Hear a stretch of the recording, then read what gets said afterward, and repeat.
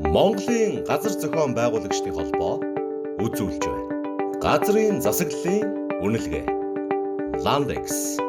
Нэгдсэн үндэсний байгууллагаас доктортой хөгжлийн үзэл баримтлагыг том бодлогын бичгээр нэгтгэл баталсан. За энэ хүрээнд бол нийт доктортой хөгжлийн 17 зорилттой үзүүлэлт гаргасан. Эдгээрийг хэмждэг шалгуур үзүүлэлтүүдийг бас тодорхойлсон. Энэ үзүүлэлтүүдийг хэрхэн яаж хангаж байна вэ гэдгээр улс орны хөгжил, бодлого бүгдийг бол үнэлдэг юм болсон байна. Аливаа улс орны оршин тогтнох бөгөөд хөгжихийн үндэс суурь нь бол газар нутаг, хүн ам, хэл соёлын нэтг. Тэгэхээр энэ газар нутаг гэдэг зүйл маань өөрөө иргэдийн улсын ам амьдрал, амжиргааг залгах хамгийн үнцэнтэй баялаг. Доктортой хөгжлийн үндсэн зорилт төр 17 үзүүлэлтийн 10 үзүүлэлт нь бол газартай холбогдсон байдаг.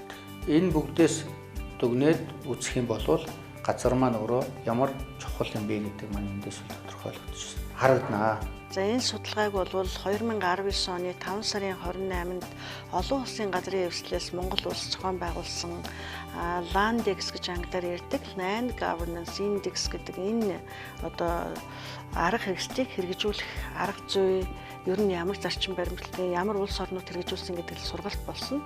Тэгээ энэ сургалтын үеэр манай Монголын газар зохион байгуулагчдын холбооны санаачлагаар олон улсын газрын эвслээс ирсэн мэргэжлүүд болон сурагч багш нар санал хүсэл тавиад ер нь энэ дэлхийн улс оронд одоогоор 3 улс оронд хэрэгжүүлсэн юм байна. Непал, Бангладеш, Колумб. Тэгээ дөрөвт хорноор манай улсыг сонгож авч энэ үйл ажиллагаанд хамруулаач гэдэг хүсэлтийг тавьсан. За энэ хүсэлтийн дагуу Ром дахь олон улсын газрын эвслийн төв байгууллага дээр ярилцаад за Монгол улсыг бол сонгож авъя гэж шийдэгдээд бид нэр энэ судалгааны ажлыг жижигхэн судалгааны ажлыг эхлүүлсэн байгаа.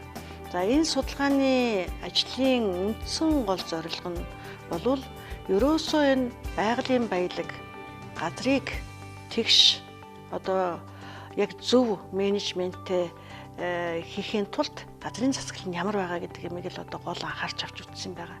Тэгэхээр газрын засаглал гэдэг үгний чинь цаана юу ороод байгаа юм гэхээр Монгол улсын газар байгалийн баялагыг төрийн захиргааны төв байгууллагаас хэрхэн удирдах байгаа юм бэ гэдгээр л үнэлгээ дүгнэлт өгдөг ийм механизм байгаа. Тэгэхээр Монгол улсын хэмжээнд энэ газрын засаглалын судалгааг явуулаад үр дүн нь ямар гарсан бэ гэхээр 50-аас дээш нь авсан. За 57 орчим авсан. За энэ орчим авсан үнэлгээг гаргахын тулд 10 гол үндсэн критерий буюу шалгуур үзүүлэлтээр дүгнэж үзсэн байгаа. Энэ засаглалын үнэлгээ маань 10 шалгуур 33 үзүүлэлтийн хүрээд хийгдэг бөгөөд нийт 320 асуултын хүрээнд иргэд төрийн бос байгууллага, олон нийт, экспертүүд гэсэн субъектүүдээс бид нар санал асуулгыг авч газрын засаглалын үнэлгээ хийж байгаа. За нэгдэх үзүүлэлт маань газрын эрхийн баталгаажлт гэсэн байгаа. Энэ Монгол улсад газартай холбоотой газрын тухай багц хуулиуд нь хэр зэрэг түвшинд байгаа вэ гэдгийг үнэлж байгаа. Тэгэхээр энэ дотор газрын эрх гэхээр зөвхөн энд иргэдийн эрх ярихгүй. Энд иргэдээс гадна олон нийтийн байгууллага, төрийн байгууллага, зорилтод буюу хөгжлийн бэрхшээлтэй өрх толгойсон эмэгтэйчүүд, эрэгтэйчүүд, за мөн энэ ядуу ийм ахмад наснд зориулагдсан газрын эрх нь хууль эрх зүйн орчинд хэр зэрэг тусч вэ гэдгийг тогтоох юм байна. Гэтэл манайхаар бол бид нар эмэгтэйчүүдийн газрын тэгш эрх нь хэдийгээр манай газрын хуулийн дээр багц хуулиуд дээр эмэгтэйчүүд, эрэгтэйчүүд зорилтод бүлэг энгийн иргэд ч гэсэн адил тэгш эрхтэй оролцоно гэдэг хуулийн заалтууд байгаа боловч яг хэрэгжүүлэх арга зам дээр бид нар зорилтод бүлэг чиглэсэн хууль эрх зүйн заалт нь байхгүй байгаа. За мөн эмэгтэйчүүдэд буюу гендер гэж бид нар олон улсад ярьдаг тул өрх толгойсон эмэгтэйчүүд болон эрэгтэйчүүдэд чиглэсэн хууль эрх зүйн заалт байхгүй юм төвшөнд гарч ирж байгаа. За тэгвэл хоёр дахь үзүүлэлт маань өрхийн фермерийн аж ахуйн найдвартай тогтолцоо гэдэг нь энэ ганцхан фермерийн аж ахуй шилдэг тухайн өрхийн аж ахуй эрхлэхэд газрын хувьд эрх зүйн орчин хэр зэрэг бүрдсэн бэ гэдгийг үнэлдэг үзүүлэлтүүд байгаа. За энэ үзүүлэлтээр Монгол улс бол ерөнхийдөө 53 гэсэн үзүүлэлтэд гарч ирж байгаа. Тэгэхээр энэ бол дундаж төвсөн байна.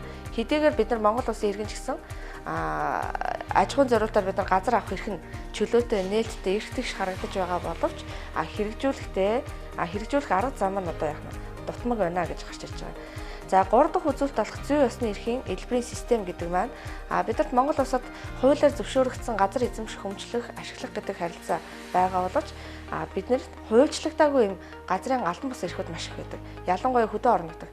Тэгвэл энэ албан бус эрх буюу бидний одоогийн нэршлэр бол зүйн ёсны эрхийг хамгаалах ийм систем буюу эрх зүйн орчин байна уу гэдгийг үнэлж байгаа.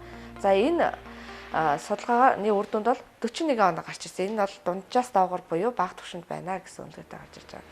За дөрөв дэх үзүүлэлт нь эмэгтэйчүүдийн газрын тэгшэрхийн асуудал байна. Түрүүчээ ярьсан нөгөө хэдийгээр бид нар хуулийн дээр эмэгтэйчүүдэд ялгарлан гадуурхдаггүй адил тэгшэрхтэй гэж зааж байгаа боловч газрынхаа хуулийн дээр бид нар эмэгтэйчүүдэд давуу эрх олгох юм хуулийн залт байхгүй байгаа. Тэгээд зарим хуулийн дээр ихэвчлэн бид нар нөгөө хэрэгжилтийн байдлыг судлаад үзэхээр хуулийн эрх зүйн орчин нь 60 гэсэн үнэлгээр өгч байгаа боловч хэрэгжилт нь маш бага хувьтай байгаа. Энэ нөгөө газрын гэрчлэгээ маань ихэнх тохиолдолд өрхийн тэргуун буюу гэрийн эзний нэр дээр гардагтай бас холбоотой гэж үздэг. За дараа нь 5 дахь нь нутгийн иргэдийн газрын эрхийн хамгаалт гэж байгаа. За бид нар хуулийн дээр Монгол Улсын иргэн бол үндсэн хуулиар бол хаа дуртай газар эзэмших ашиглах өмчлөх хэрэгтэй. Гэтэл яг тухайн нутгийн уугуул иргэдийн маань ирэх өөр орон нутгийн иргэдийн ирэхээс ямар давуу талтай байвна гэдгийг үнэлж байгаа. За гэтэл яг нутгийн иргэдийн газар эрхийн хамгаалтын түвшин маань үндсэндээ 69% гэсэн үнэлгээтэй гарч ирсэн байгаа. Хэдийгээр манайх зарим орон нутгууд маань газар эзэмшүүлж ашиглуулахдаа орон нутгийнхаа иргэдэд давуу эрх олгодог ч гэсэн энэ эрх нь өөрөө бас хуулийн дээр хамгаалагдахтаа мөн хэрэгжүүлэхдээ бас сул түвшинд байна гэж үнэлэгдэж гарч ирсэн байна. За 6 дахь үзүүлэлт маань орон нутгийн удирдлага бүхий экосистемийн асуудал байна. Энэ газар гэдэг нь өөрөө хүрээлэн буй орчны нэг үндсэн хэсэг. Тэгэхээр экосистемийн нэг чухал үндсэн хэсэг гэдэг утгаараа энэ газрынхын тухай багц хуулиуд дээрээ экосистемийн асуудал нь хэр зэрэг тусаж явж байгаа гэдгийг хардаг. Гэтэл манай эрх зүйн орчны энэ судалгааны үнэлгээгээр 89 гэсэн үнэлгээтэй гарсан, бас харьцангуй өндөр үнэлгээтэй гарсан. Гэхдээ яг бид нар хүрээлэн буй орчин талаасаа газартаа нь уялдуулсан энэ зүйлийн залт бас тодорхой хэмжээгээр дутмаг байгаа нь харагдаж байна. За 7 дахь үзүүлэлт маань төлөөлөг бүрэн хамарсан шийдвэр гаргалтын түвшин байгаа. Энэ нь зөвхөн төрийн газрын тухай хуулиудыг гаргаж байгаа мэрэгчлэнүүд, экспертүүд болон улсын хурлын гишүүд төрийн төлөөллөөс гадна энд иргэд төрийн бас байгууллага, олон нийтийн байгууллагаас хэр зэрэг төлөөлөл нь эрх эрхтэйгээр оролцож байна гэдгийг үнэлдэг систем байгаа. За энэ үзүүлэлт маань оноогоор 66 гэж гарч ирсэн. Өнөөдөр газартай холбоотой газрын засаглал бүрдүүлж байгаа хууль эрх зүйн орчин журам төлөвлөлтөн дээрээ бид нар орон нутгийн иргэд болон төрийн бус байгууллагыг оролцоог тодорхой хэмжээгээр нэмэгдүүлэх шаардлагатай. Энэлийн эрх зүйн заалтуудыг нэмэх шаардлагатай гэсэн үзүүлэлт гарч ирсэн байгаа. За 8 дахь үзүүлэлт маань ил тод хүртээмжтэй мэдээлэл байгаа. Ерөөсөө ардсан нийгмийн бид нар гол тавьж байгаа шаардлага хүн мэдээллийг эрх тэгш авах хэрэгтэй бид нар. Тэгэхээр төрд ажиллаж байгаа хүн ч бай, энгийн малчид тариаланч бай, эсвэл ажилгүй бизнес эрхэлж байгаа хүн ч бүгд мэдээлэл тэгш авах үүднээс энэ ил тод хүртээмжтэй мэдээлэл нь хэр зэрэг тэгш хуваарлагдж байна гэдэг үнэлсэн байгаа. За энэ үнэлгээгээр бол 72 гэсэн үнэлгээтэй гарсан. Хэдийгээр тодорхой хэмжээнд мэдээлэл өгж байгаа боловч энэ нь эрх зүйн орчныхоо хувьд бас хангалттай биш байна гэж үнэлгээ гарсан. За 9 дахь үзүүлэлт маань газар булаахын эсрэг авах үр дүнтэй арга хэмжээ гэж. За энэ нь бол манай хуулиар бол ойлгогдож байгаа нь болохоор газрыг иргэн эзэмшиж ашиглаж өмчилж байгаа тохиолдолд улсын цэцгээр хэрэгцээний зориултаар газрыг нөхөх олбортой бол нөхөх олборгүйгээр хураа авах хэрэгтэй гэсэн заалттай.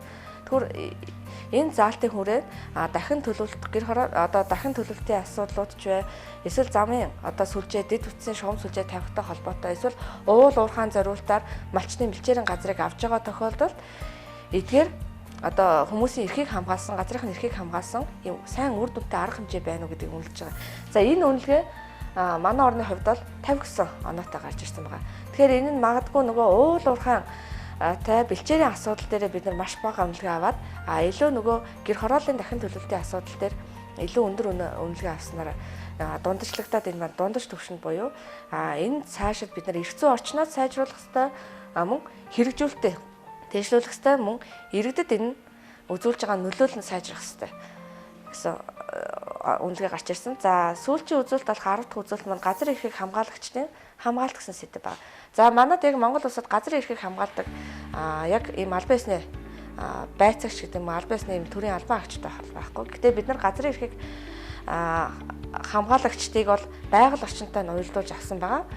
Цаад яг олон улсаас тавьж байгаа шаардлага маань ерөөсөө газрын эрхийг байгаль орчны эрхийг хамгаалж байгаа субъект нь өөрөө газрын эрхийг хамт хамгаалдаг юм хууль эрх зүйн орчинтой.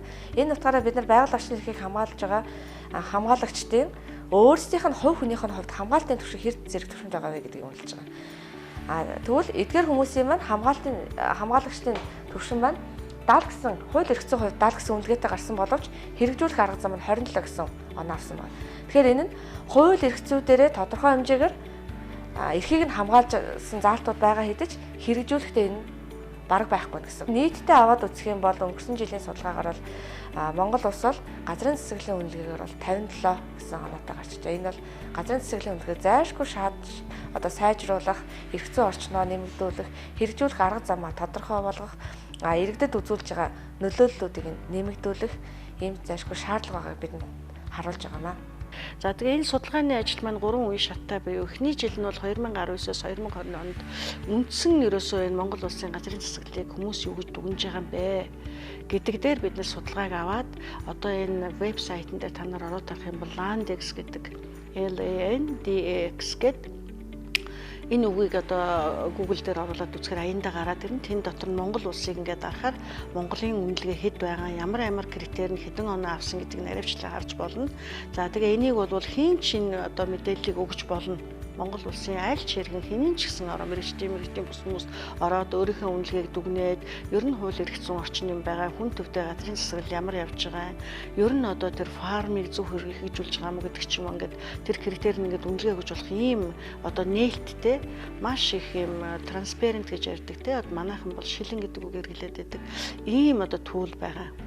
Тэгэхээр энэ түүлийг Монгол улсад одоо авч хэрэгжүүлэх мэдээж бид нар бол энийг зорьсон. Яагаад гэвэл Монголын газар зохион байгуулалттай холбоо гэдэг бол төрийн зүгээс газрын болон байгалийн баялагт авч хэрэгжүүлж байгаа бодлого, хэрэгжүүлж байгаа үйл ажиллагааг хөндлөнгөөс хараад бус бид нар бол одоо ийм зөвлөмжийг хөргөжүүлж ажилладаг байгууллага юм байгаа.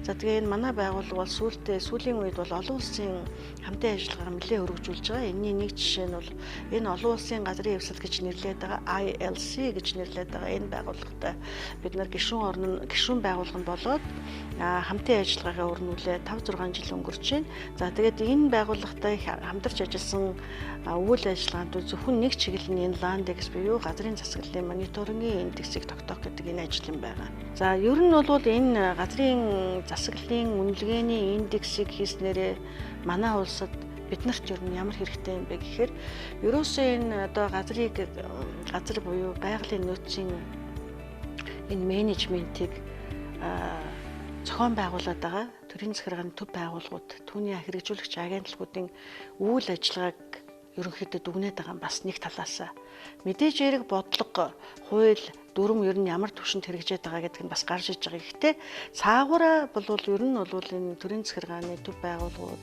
ер нь тэгээ цаашлбар нийслэл дүүргүүд энэ газрын албадууд энэ байгууллагуудын хэрэгжүүлж байгаа үйл ажиллагаанд бас ингээ гарч ирээд байгаа юм л та. Тэгэхээр яг хуу газрын тухай хууль батлагдаад, газар өмчлөлийн тухай хууль батлагдаад олон жил болж байна. За ингээ эргээд ингээ харахад ер нь жирийн эргээд энэ газраа авч чадчих байгаа юм уу? Газраа өмчилж чадчих байгаа юм уу? Фермийн аж ахуй буюу одоо жижиг дунд бизнес эрхэлж чадж байгаа юм уу? Энэ яг энэ хүмүүсийн дуу хоолой хүрээд байгаа юм уу? Ер нь энэ мэрэгжлийн хүмүүс нь зөвхөн одоо энэ хууль дүрмээ чандлан барихаас гадна ард иргэд нь энд нь яаж оролцсон гэдэг чиглэлийг бол энэ олон улсын газрын эвсэл хүн төвтэй газрын засаглал буюу ер нь хүн төвтэй газрын асуудлыг ер нь нэлээд дэмждэг тийм байгууллага. Тэгээд олон улсуудын гишүүнээр орсон байдаг. За түүний нэг нь манай Монголын газар зохион байгуулалттай холбоо болон Монголоос бас өөр бусад 3 төрлийн бас байгууллага байдаг. Тэгэхээр энэ газрын засаглалын индексийн ач холбогдол бид нар юунд хүрэх гээд байгаа гарах гэж байгаа үр дүн энийг өшөө бид нар илүү түлхүү судлаад цаашдаа ард иргэдэд хэрэгтэй ерөөсөө энэ төрлийн бодлогыг зөв чиг үйл ажиллагаанд авч хэрэгжүүлэх ийм л зөвлөмжийг л гаргаж явах ийм зорилттой. Тэгээд энэ дээрээ бид нар бас улам цаашаа сайн судлаад ажиллана гэж бодож байгаа. Тэгээ яг энэ эхний жилдээ бид нарын хөдөө аж ахуйн их сургууль, бэлчээрийн нэгдсэн холбоо гэдэг олон талууд ялангуяа сонгож авсан 2 газар буюу аймагуудаас Төв аймаг, дүүргүүдээс Хаануул дүүргийнхэн бол маш идэвхтэй оролцож ажилласан байгаа. Тэгээ энэ судалгааны асуултуудыг бид нарт одоо бөглөж өгөж бас хамтран ажилласан байгууллагатай бас бид талархаж байгаа. Тэгээ ер нь бол манай газрын мэргэжлийн улсууд ер нь энэ газар байгалийн үндэсний салбарт ажиллаж байгаа бодлого баригчид тийм ээ хэрэгжүүлж байгаа ажилчид бол бас энийг мэдчих яхад илүүдэхгүй. Тэгээд энэ вебсайтаар нь ороод энийг бас үзээд энэ асуулгыг бүглэх юм бол манай үнэлгээ тэр $50 гэж өнөөдрийн байдлаар гарсан байж байгаа. Тэр үнэлгээ бол бас өөрчлөгдөд явах тийм боломжтой. Тэгэхээр цаашдаа одоо бид нар бол энийг бол хөгжүүлээд явна. Ер нь энэ мэдээллийг өгөөд явна гэсэн үг. Тэгэхээр дэлхийд бол нэг ёсондоо манай Монголын газрын засаглалын индекс бол бүртгэлээ гэсэн ийм том ач холбогдолтой бол тийм одоо үр дүн гарсан байж байгаа. Тэгээ энэ бол маш олон байгууллагуудын хамтарсан ажлын үр дүн гарсан гэж би үзэж байгаа. Монголын газар зохион байгуулагчдын холбоо